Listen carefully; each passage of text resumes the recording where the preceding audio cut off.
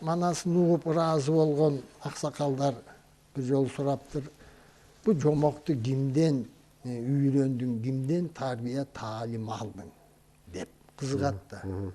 Анан ошондо ыр менен жооп берген экен. Романдын ырчуулу ырдоого түрткү берди эле деп.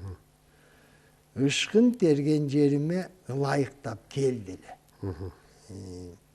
Ырдоонун ыгын асем деп ыр менен айтып үйрөткөн ымыркай бала кезимде ыкыласын коюп сүйлөткөн. Тулпар берип белекке манасчы кылган ал эле деп. Тулпар берип белекке манасчы кылган ал эле. Демек романдын ырчуулу ошол түшүндө келип, анан ырдын ыргагын кандай айтышың керек, кандай эметишиң керек, ошол алгачкы сабакты романдын ырчуулу берген экен да түшүндө. Чорону, манасты таанытып, мүнөздөп, ыр менен айтып берген экен да түшүндө. Бирок ошону илип калыш чоң маселе да. Ооба. Эми мына Келдибек бабабыз манасты өзүн айтып, жетим муун урпактарын кошуп. Анан 40 чоронун ар бирин 3 бөлүк кылып айтчу. То есть ар бир чорону өзүнчө чыгарма кылып, 3 бөлүк кылып айтчу. 3 бөлүмдөн турган. Бөлүмдөн.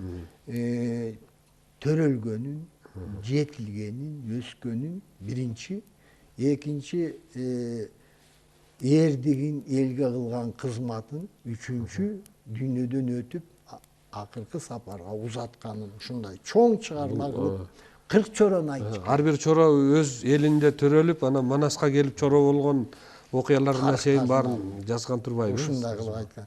Анан эми Манастын канчасын сиз айтасыз деген суроо болуп калат угармандардан.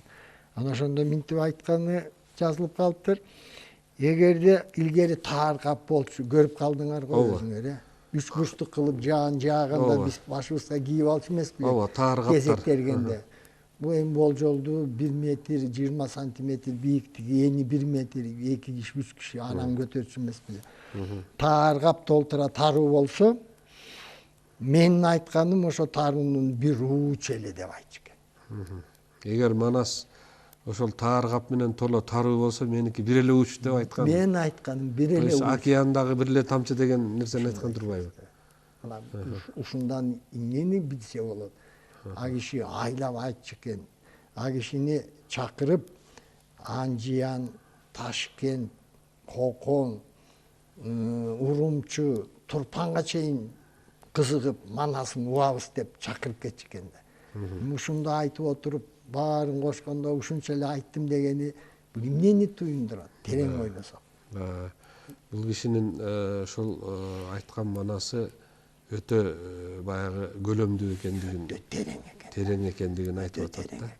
Өтө көлөмдүү, чексиз дегендей сөз да. Эгерде бир кап таруудан бир ууч эле айтса, анда эмне деген окуя?